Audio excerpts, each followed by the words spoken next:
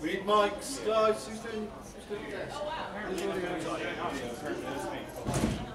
Better do it now. I can't hear. Oh, now I can hear me. Y'all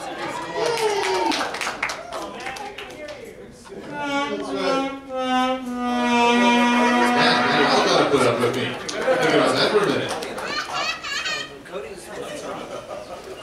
Who will step lightly where angels filter tread into my panels? So let's see if you can see. Are they coming through the HDMI? Okay. Alright, somebody give me a permit marker. I'm gonna start putting people's names. Well, you hear. I'm just wondering if it's coming through the computer as well. It is now. Oh, we just gotta give a minute. These folks know. Yes. Took me out of bed. She's Silver, you need to stand. never the Come on, what's the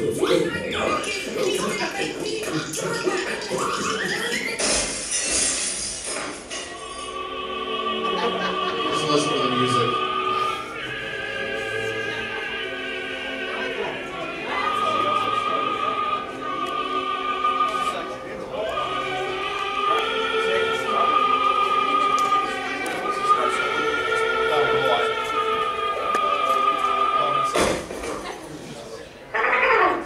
Whoa!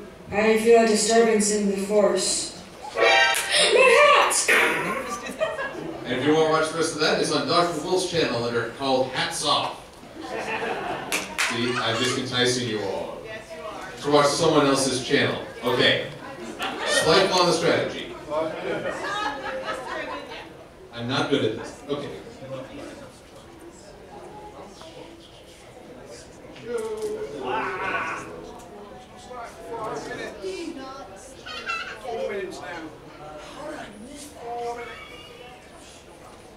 There we go. Oh, so mighty. So very mighty. Mighty like this puzzle. I remember this. Remember, it is a mighty collection. If you guys have a chance to come up and see this collection, how has the signature hunt gone? Oh, yes. Although, this is a huge collection of cards, one at a charity auction, I believe. Here, one here at Nightmare Nights, and it looks like he's gotten signatures from most of the cast. This is stunning.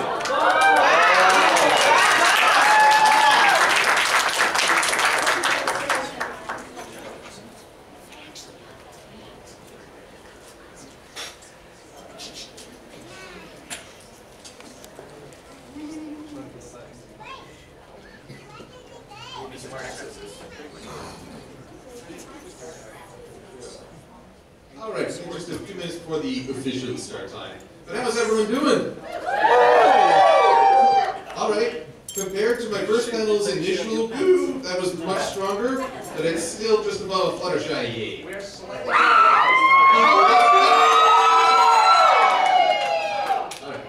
One of the greatest privileges I had at Nightmare Nights was witnessing a saxophone playoff against a Link cosplayer with the Ocarina of Time.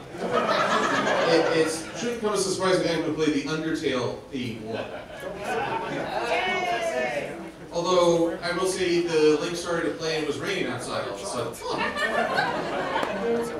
You do the other one?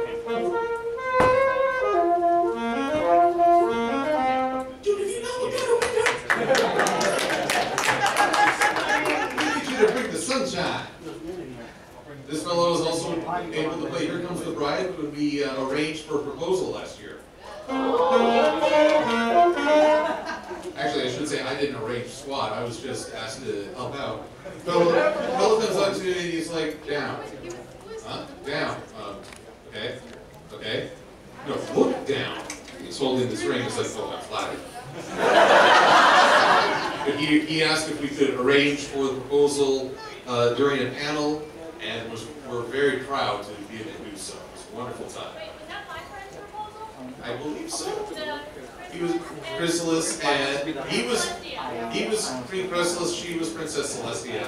That was a fantastic. Ah, that was wonderful.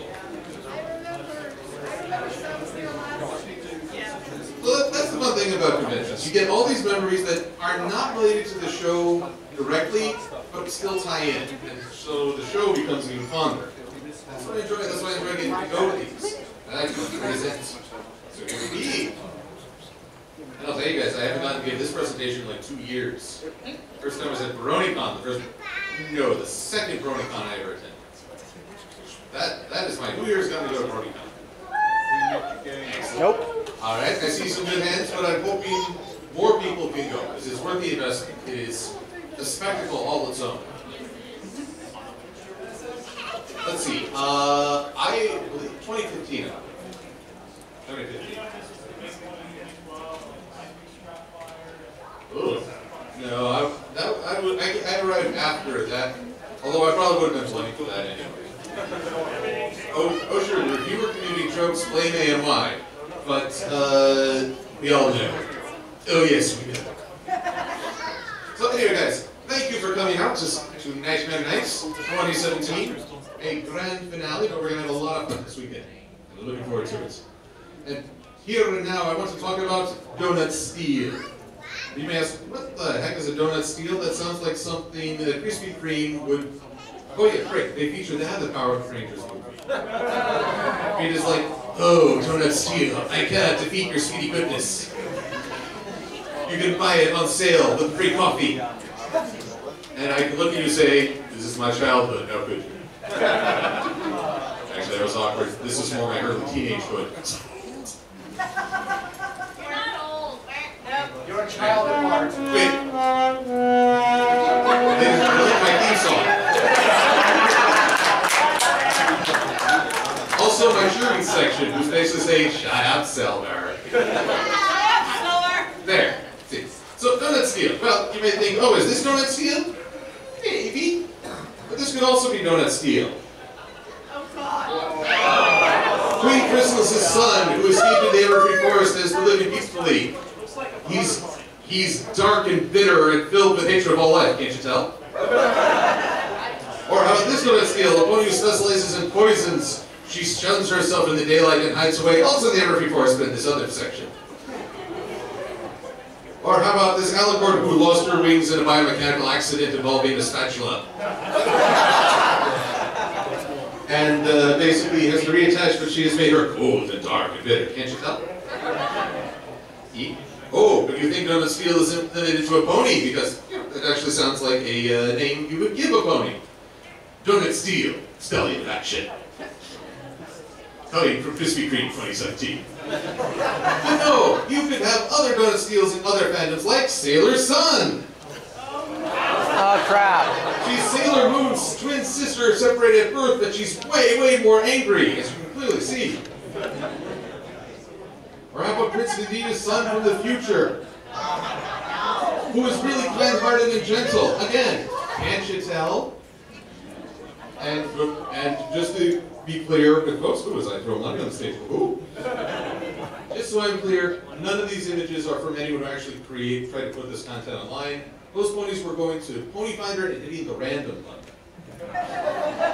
And yeah, I'm okay with Photoshop, so a little bit of a recolor ain't a problem. But we've all seen characters like this, right? Oh, being a part of a fandom, you go to the Sonic fandom. Type in your name plus the hedgehog. You will find an OC of yourself. Now, think how hard that is for me. If I type in Silver the Hedgehog,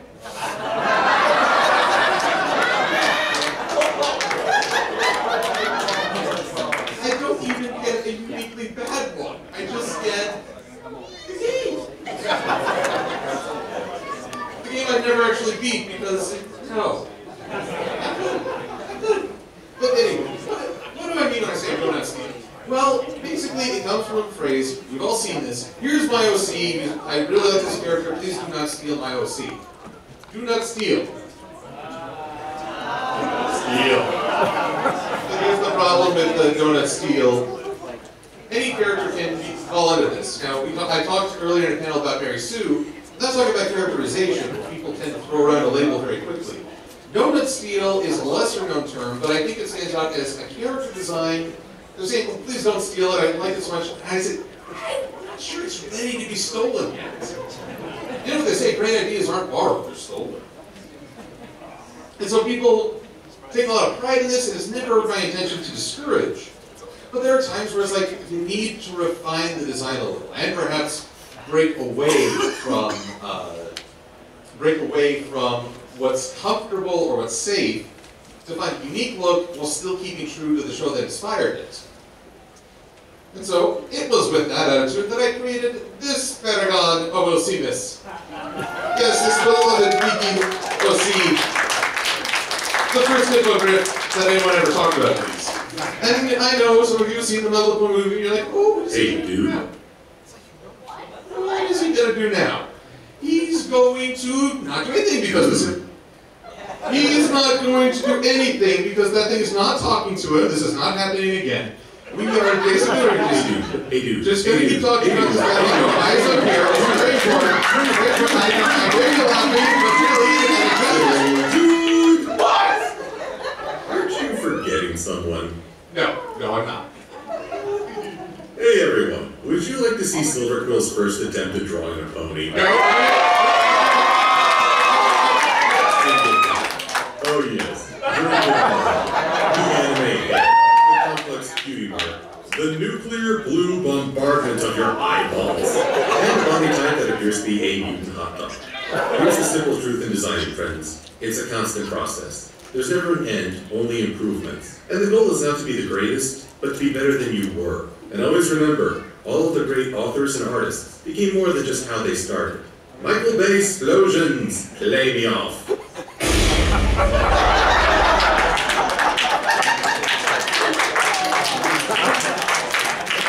I have been betrayed. Most people say that they are trying to bring their characters to life. I'm still trying to kill that one. But it's true. Long before I came up with Silverquill, this was my first attempt at drawing a pony, and I affectionately named him Flutterstep. A pony mostly defined by his clumsy nature and poor luck. And I was very proud of it, but I took him online, and yes, plenty of people had things to say. Still more people were just meh and move on. And I cannot blame them, because I made a lot of mistakes with this. Because that's what you do when you start something new. You make mistakes. It's human nature. If you made no mistakes when you started something, then were you really even trying? And that's a sad thought, if you never really tried something. But was it Jean-Luc Picard once said, it is possible to commit no mistakes and still lose. There's a thought. That's right. I referenced OG Star Trek in one panel, Next Generation in the following. I don't know that I'll be talking DS9. Twin Cisco. But, like this Metal says, if at first you don't succeed, try again. I got better. I got better. Now, I was lucky. I got some feedback from folks online. Granted, some of it came with a lot of four-letter words. But one day, I finally looked at what people were saying, and I said to myself, no, I really am not comfortable just leaving things as they are. There's the temptation to say nuts to the haters. And sometimes you have to say that. But sometimes you also look and say, you be hard on yourself, not hateful, but not giving yourself excuses. Say, I can do better. So I gathered resources of stallions from the show, tried to get good shots of them from multiple angles, and redesigned the character with a simplified cutie mark, refined the mane, kept the birthmark, but most importantly, I worked on the colors. This was a big thing.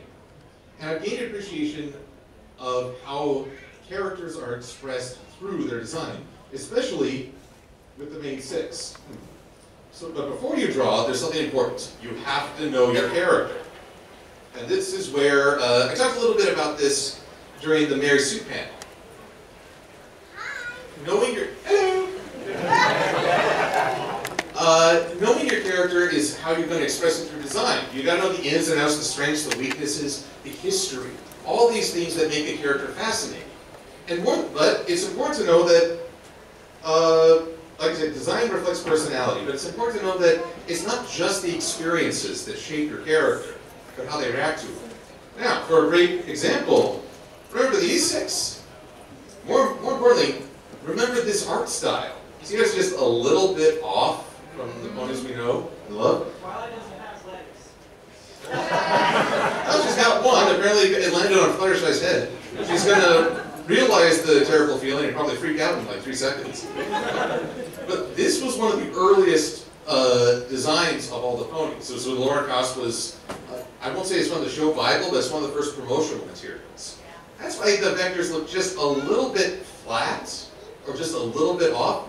But even then, if you showed this to a person who was not a part of the fandom, I think they could take a guess at what each personality is meant to represent. Case in point, you see how Rainbow's eyes have this sort of downward eyebrows? She's not mean-looking, but definitely it portrays a greater intensity. Excellent choice. Excellent word choice. Also, the fact that she's rearing back on her legs, showing a bit more athleticism. Contrast that against Rarity's more almond-shaped eyes with the eyeshadow. And for me, you get the sense that there's more regality to her, a little bit more feminine charm. And so it goes. I think the only two characters that you have a hard time truly understanding are Spike, because he's a dragon, and not a whole lot else going on in this photo, and Twilight, who is our main lead, and looks very balanced, but nothing as extremes coming across. So how fortunate she's the main character that we'll get to know the most over the first season. All of that just from one image of them, because they were designed with great intention. And because I think Laura Koss really knew what she was talking about when she designed these characters. She really got to know them. Now, I have no idea the process she used, but I'm a fan of a book on characterization. You see, biography are things that happen to your character. It's a chain of events, but you could put two people through the exact same chain of events, and I think you'd wind up with drastically different people. We react to things different ways. We view the world in different ways. Some are quick to anger, some are quick to forgive, some are in the middle, or somewhere along the spectrum. So there's more than just the events that shape your character, it's also how they are at their core. And how to get to the core, how does your character react to an event? My personal favorite is, you know, in a lot of superhero stories, the hero and the villain get their powers at the same time, or from a similar source. And yet, this drastic difference in how they approach life. I love that dynamic because it shows how our choices are not shaped by the events that happen to us, but rather how we interpret them. So that's always been a fun dynamic to me. And one of my favorite books about this is from Franklin Collins, Getting into Character. This is actually a book for actors, and yet I think writers can benefit from this as well. In fact, a lot of writing courses and conventions I went to, they really encourage you to look into this book. Why? Because, actually that's the operative word, why? You talk to a character, you just, like a little kid who's just asking those bajillion questions to figure out how the world works. Why? Why? I want to conquer the world. Why? Because it needs strong leadership. Why? Because bad things happen with inept leadership. Why? Because it's unfocused. Why? Because they're stupid. Why? Because they're not me. Why? See, you just keep poking your character with all these questions. And eventually, you know, exactly. Oh my God, I've started my own Finding Nemo seatbelts.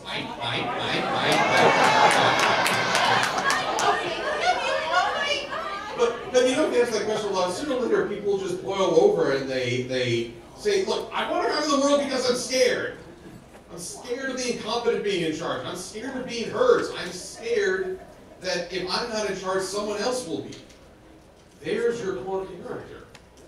A character who's motivated by being afraid. Even the most terrifying opponent might be driven by some deep fear. And this is their way of overcoming it. When you know that, and you understand sort of their core motive, you understand the character a bit better. Now you get to design them. Now you get to really refine the image.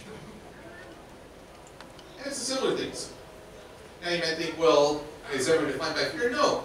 Sometimes people are like, I hated going through this experience. I hated being hurt. I never want anyone to feel that way again. So I'm going to act. That's their drive. But too much of anything is a vice. Even, everything in moderation, even moderation. So that's why it's okay to indulge a little. Why? Because you're at a convention. Because your money is now their money. Such is capitalism. Capitalism. the auction, which I hope you all attend. I'll check out Dusty Cat, the Menelaus Brony, one of the best charity auctioneers out there. But in any case, yeah, you get to that core and you find out what tries to care. And so you interview them, if you can get past that adorable face. I mean, imagine if you poke Rainbow Dash with why. She'd lose her cool pretty quick, I think. You might learn a little bit about the vulnerability. She wants to show up and be recognized because on a certain level she's not used to being alone. Maybe she too is a little bit nervous about how she defines herself without someone there to stand in awe. That's good to know. That explains a little bit of her standoffish nature, her flourish, if you will. But anyway, also there's the question, once you understand the character, you also understand how they're going to interact with other people or other ponies.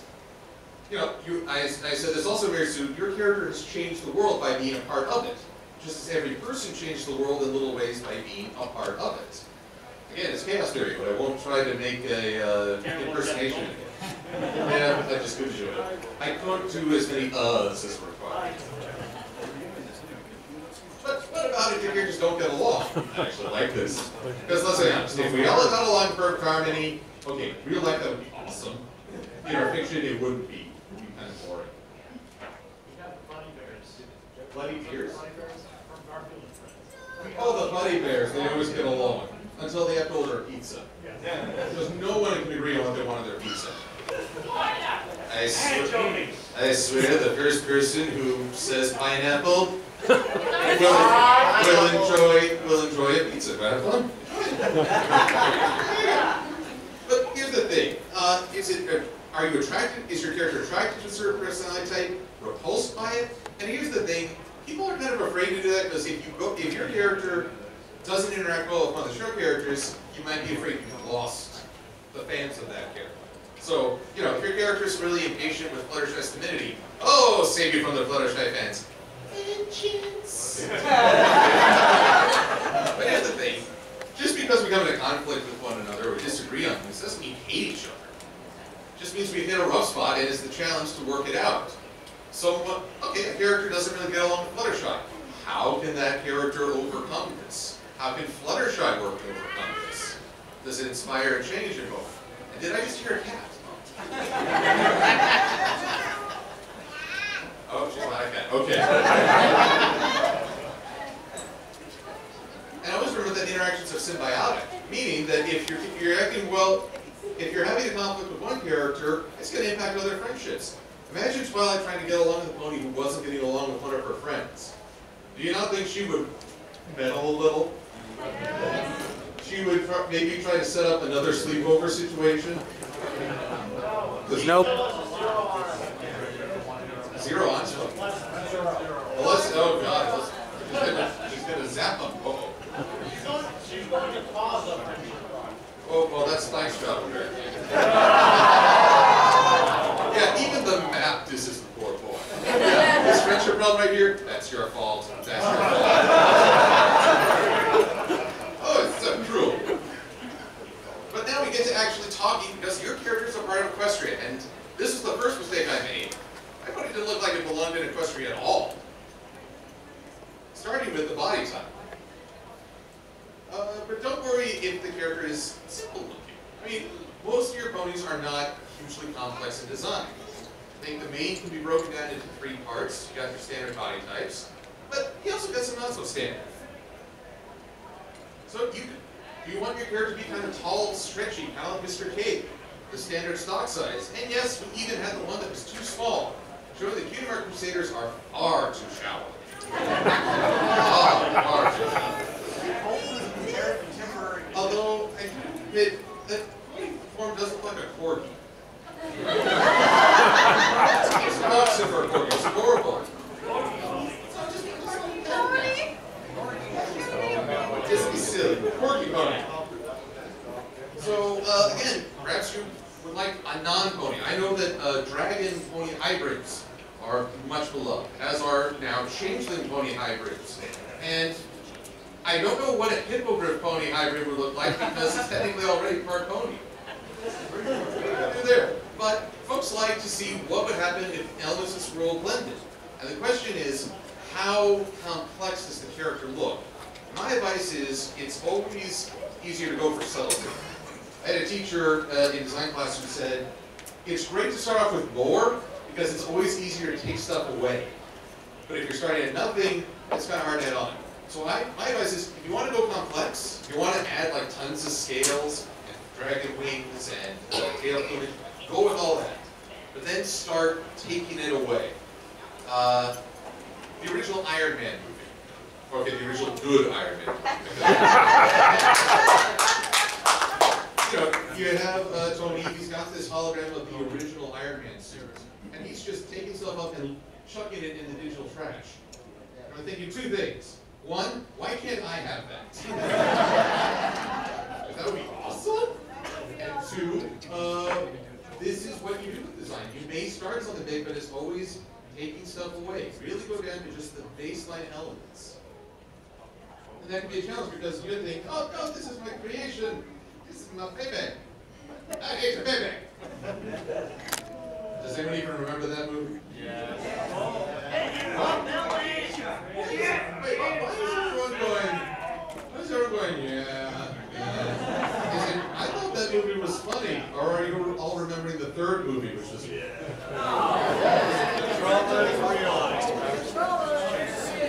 Really, I can't rewatch it then. I still remember it fondly, but you know, times change. But, moving forward. So, if you select the body type, but here's one of the most important features on any character. I'm about to freak you out with this slide. Watch as they stare to your soul. The eyes have this. They are the most expressive. And you notice something about the main six designs. With a few exceptions like Twilight, their eyes are usually an opposite tone to their coats. Applejack has an orange coat, but her eyes are bright green. Rarity has a light gray, almost white coat, so the blue really stands out. Fluttershy is a cooler blue aquamarine against a yellow coat, and Rainbow is bright, vibrant red against a light blue. They're almost always on the opposite side of the form because the eyes want to stand out. It's like a little petulant, but you know, the eyes are up here. And that's where people want the attention on the character's face and their expressions. The eyes are a big way of drawing that in. But the shape of the eyes is one of the most expressive things because it determines how your character is coming across the rest of the world. So you make them stand out. So let's see here. Up in the left corner we got Fluttershy. Got an A through the gap here. And not succeeding. Oh, you can see Fluttershy. You've got just a little bit of a droopy to them. Up at the top, they kind of slant down, which almost is not really sad, but it looks a little bit more frail, a little more timid, a little more shy, eh? Down below we have Princess Celestia. And I always like that there's this upward curve at the bottom of her eyes, almost like she's used to smiling. But here's one thing I was kind of funny. You cover up one eye, as you often see Celestia in head-on shots. You only see half of my eyes. Is that trustworthy? No. No. And one of the funnier things about the fan of early views of Celestia, and may still continue, is fans always suspected an ulterior motive. Celestia, maybe a hidden agenda, maybe she was more of a chess master. I noticed in more recent seasons, they've made an effort to have her mane go over the other ox, so she's more open to the world. And now people just sort of assume she does nothing. But now we get to King Sombra, who apparently, like, I'm convinced he's wearing like lime jello contacts. But the bigger thing about him is that his eyes are more square. This is still a show with soft, curved designs, but his eyes are far more hardened. And that's one of the telltale signs. If your character's eyes take on a more square shape, they close themselves off. These ponies are adorable because their eyes are wide and bright and expressive and open. They want to see everything. Villains' eyes become more narrowed, more focused. They know a goal. They're really aiming for it. But at the same time, they close themselves off to other parts, like empathy or a conscience. They don't want to see part of the world, and their eyes reflect that by squinting a lot. Well, you know, I'm sure he's an avid crystal enthusiast. If there was a crystal club, I'm sure he'd be president. Ooh, Equestria Girls idea. Now, Twilight's always been sort of the weird one because her eyes are darker shade of violet than her coat, but still in the same spectrum. But I think they stand out because of the brighter highlights in her paint. But again, it's sort of the standard pony of bright, wide eyes, open and eager. Shining armor, these were older set eyes from his early appearances. I think they refined them by the one for Pinkie Pie nose. He looks a little bit of a Reedus on you. Compare the pictures. But for a guy who's Captain of the Guard, he's not very hard. His eyes are still very round and open. Which is partly why I sometimes question if he's really hardcore enough to be a captain of the Royal Guard. And we haven't really seen him.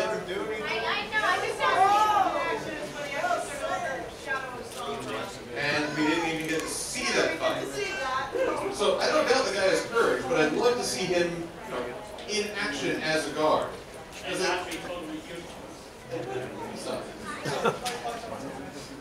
He did, but oh, that was kind of embarrassing. Now, Rarity, I love the sharpness of her eyes, sort of the keen designer intellect. She's not looking cruel, but the abundance of lashes. It sort of speaks, without wearing a single article of clothing, she comes across as a fashion designer with those sharp eyes and almost peacock-like array of eyelashes. And at the very top there, we have, I think that's, well, that's Rarity on top. Oh, that is Princess Luna. Thank you. See, I see the eyeshadow. But Luna's eyes are a little bit smaller. See, I've got like all this brilliant and wonderful light. It looks great, but it's expensive. When you turn around, oh! Actually, they got it backwards because that's Rarity on top and that's Luna down below. Now, her eyes are sharper because she's seen a lot. She's still got regal elegance to her, but because they're just a little bit more narrow than Rarity's, are a little bit smaller. She is a kind pony, but she's been through bad places. So there's a mixture of sharpness and softness in her gaze. And that reflects a history. I think that's also why Luna is very popular amongst the fandom. We're intrigued by that mixed history. In this world of pastel happy ponies, here's one who's seen some bad things and is still working to integrate them.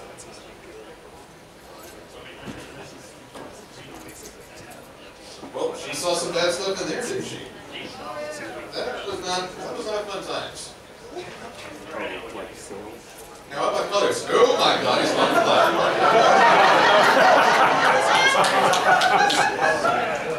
Yes, let's focus on Rarity's eyes now. Just say, all the light is gone from my world.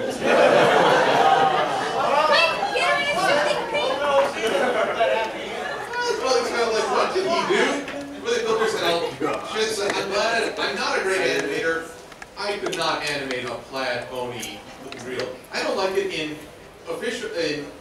animation on like Cartoon Network. Like, you ever see someone walking in a plaid shirt and it just looks weird?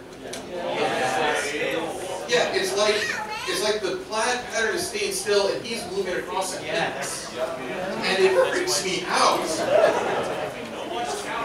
I tried to watch Shatter and it didn't grab me. It wasn't my thing, but I was going through a phase now. I just didn't understand it. But here's the thing in Equestria. This is the thing I didn't understand at first. Pastels are key.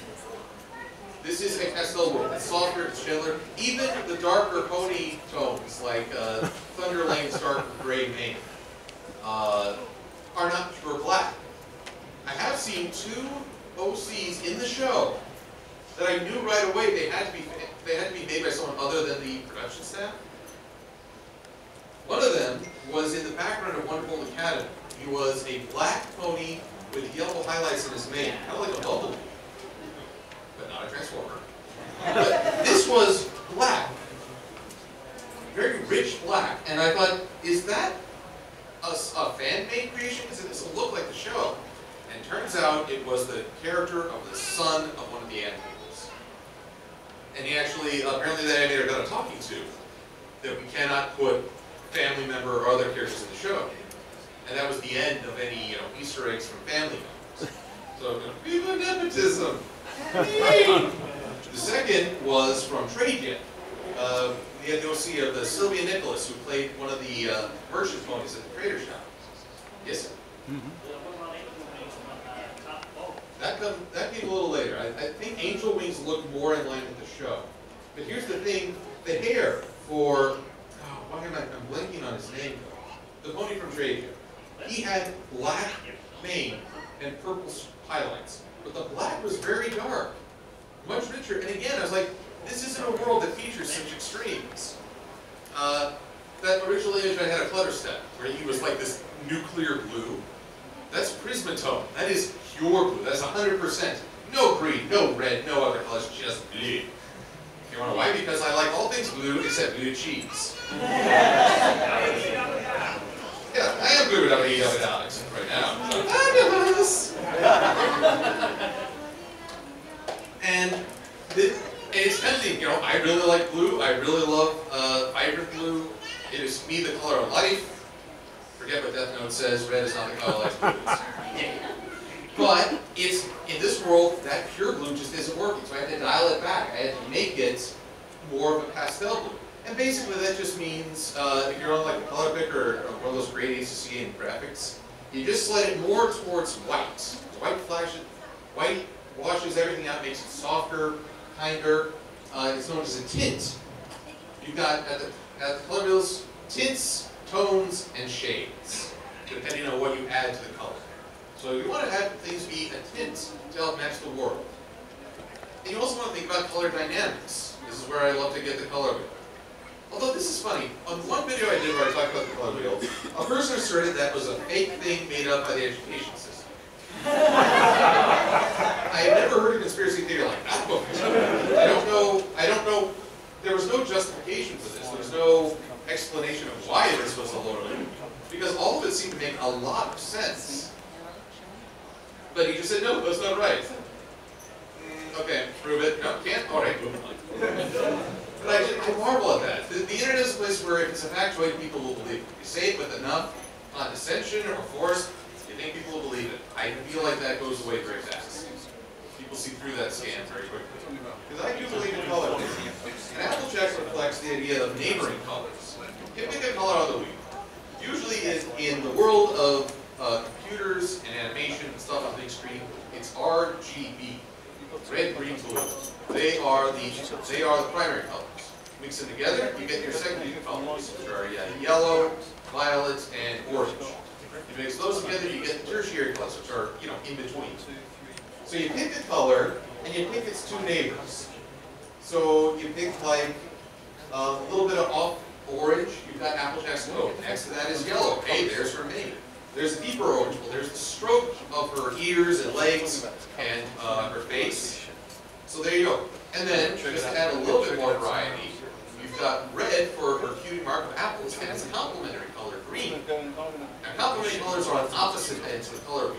Ends. The wheel doesn't have an end. It has opposite curves. But they make one another stand out because they're so polar dynamic. Has everyone here seen making of videos where people are in front of a blue screen or a green screen?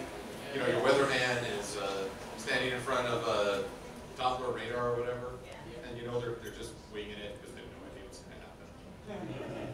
But they're not wearing any green because they've been green screened out. Why green? Why blue? Because that's the polar opposite of red.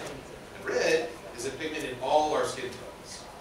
It's a part of the blood that runs through us. Fair point, we've got red and blue veins. So you go with the opposite, that's easier to take out without vanishing or making their faces disappear. Now, you could go with another color.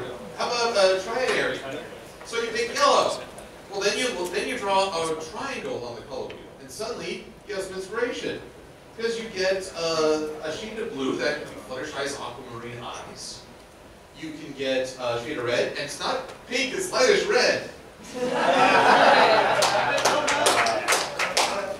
And so, he should just admit it, but okay, I'm not sure they can admit their series is done. Wait, are we still talking about his armor color here? Yes. I could be talking about The Simpsons, Red versus Blue, or a dozen other shows. But yeah, if you just simply draw in a triangle, you see how these colors interact. And it doesn't have to be pure or straight. Like I say, a pink is a tint of red, and it works really well with Fluttershy. Or it could be Rainbow Dash or Color Realistic Ballad. I want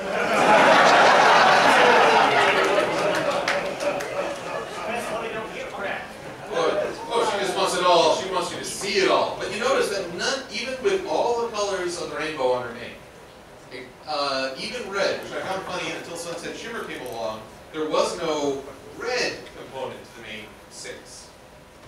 Now the Human 7 do. But notice that even with all the colors selected, her main is not screaming one color, even contrasting. It does that gradient of Roy G. Biv. Even though 3 colors at the top of her main, 3 on the main going along her neck, it all flows well. Because they really bounce out the colors. But such a color choice matches well with the character who wants to stand out. In fact, rainbow mains are one of the sore points when designing original characters. A lot of people want them, but people also feel that diminishes Rainbow Dash. We've seen only 2 other ponies who have rainbow mains in the show. Comics have one other. But it's Rainbow Dash's Papa, and that mysterious skeleton who we thought was her Papa, Rainbow Blaze. Remember Games Ponies Play? I know that's a hard episode. Because of this, I was like, okay, who's that? Who's that? He got to go to Twilight Skies for Christmas, and Rainbow was still hiding her life from her parents. What is going on there? Oh, fanfic authors, get on that, please. Stealing up, good, he's paying attention. I will praise but also curse you right now. Meh. This is how I curse, meh. But then we come to also something that's a sore point with designing a character. This is what I see, especially in the review community. Loathing. Oh my, we're watching the Nation of Starkers. But this is the funny thing, especially with reviewers, they love to have an identifiable item of their character. Toon Critic has his top hat. Josh Scorcher has his vest. I'm trying to think of, Thespio has the vest. Dr. Wolf is the best dressed man at any convention because he has a Dr. Wolf. Lightning Bliss has her goggles. And a rainbow mane too. And tail. And tail. And a killer rainbow monster that wants to eat mine. Yeah, she definitely stands out as in you need to call her cute from the other side of the room when he takes it. Or you need to be really good at running fast. Yes, it's never fast enough. Does that mean her name is one of those to run away from really fast? Lightning Bliss? So yeah, you gotta be a lightning flask to stay in bliss.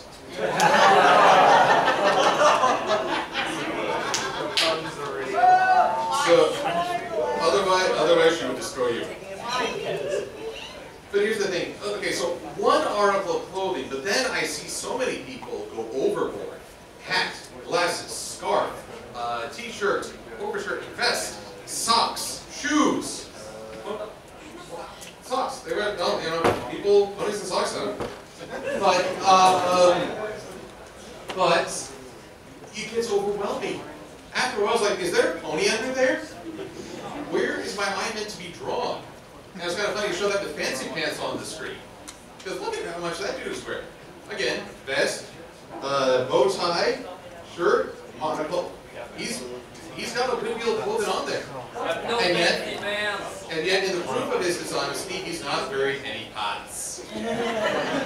His name, so how fancy are they? Is this one of those the Emperor has no clothes moments? Oh my gosh, has Fancy Pants been walking around Canada assuming that only the most pure and regal can see his pants? Okay, you want that thing? No? Yeah. He's like, I don't want to touch that. That's yours, I'm not stealing that. But again, it's moderation, because with Fancy Pants, you notice that one, there's not a lot of color, it's a black jacket. Or light gray, darker gray. Darker gray, not pure black.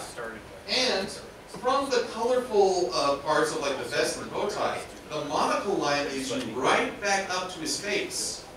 It's sort of drawing the eyes, saying, hey, this way, follow me, follow me. Look, there are his eyes.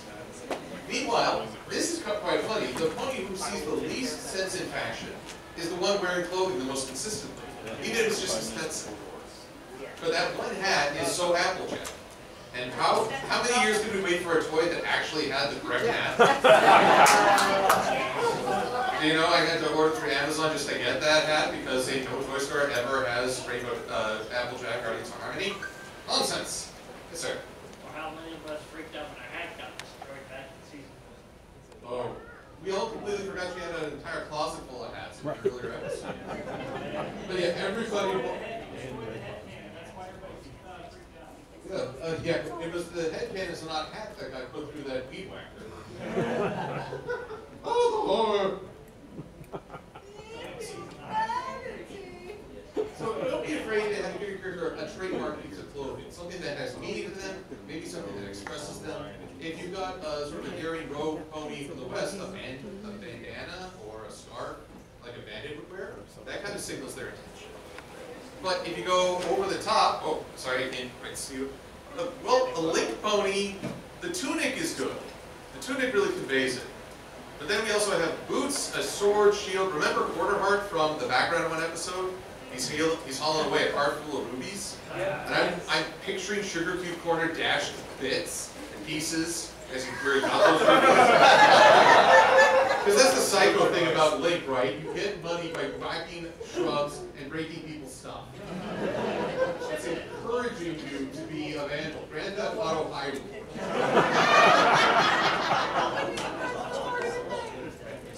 Wait, has there actually been a Grand Theft Hyrule on video? There has to be. There's no way there can't be. They already did one for Pokemon. I'm not surprised they did for Zelda. Now, I'm saying you get it straight out of Hyrule. You don't see this. South Florida represent? I don't know. But either way, I marvel what we could get away with in video games. But, okay, back to Quarterheart. What was his clothing and all that? Just the hat. Just the hat. But when everyone saw it, they knew right away that's a Link pony. That pony's meant to be Link. Or whatever I named him back when I was a kid and thought Forrest was funny.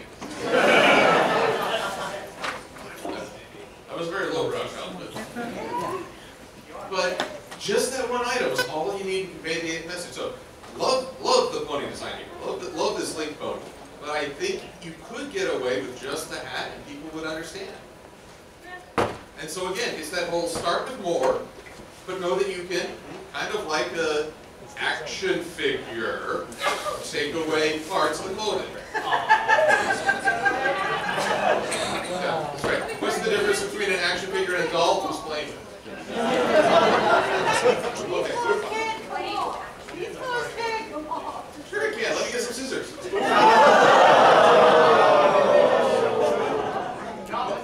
Wait, now she's clawing at me. So there's a little cat and a big cat. I'm a tiger. I'm a tiger. Well, that's great.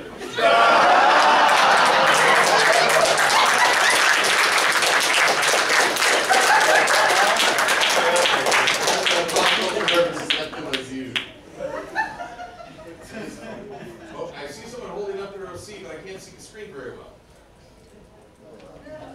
All right, so let's get some of these here.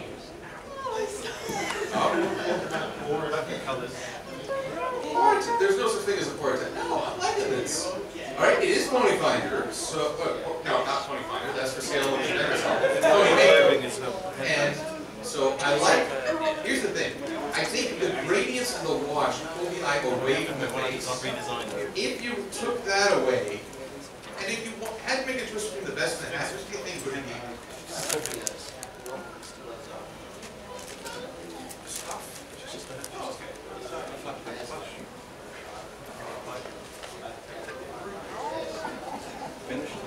Okay, so the best is the more iconic, but the hat would be a welcome compliment. And I noticed orange and blue, also complementary colors. They make one stand out. So I think without the watch and the gradients along your character's legs, the focus stays on the upper part.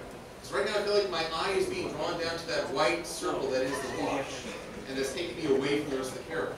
So I appreciate you sharing that. In fact, basically, let's see here. Well, again, with clothing, because the more clothing your character wears, the more. Oh, I see they're holding up an OC in the back as well. Is that our con mascot I see? No. No, I think that's the Legends of the West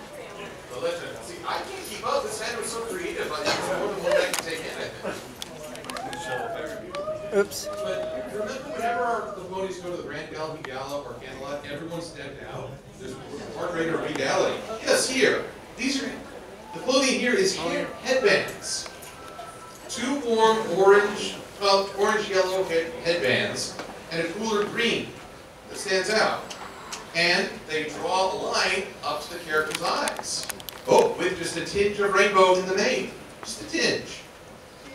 I think people are more forgiving of just a little tinge of a color spectrum in one main strand, because that helps them stay, that doesn't seem like it's taken away from rainbow. And I have opened the floodgates where I see cell phones and plushies galore.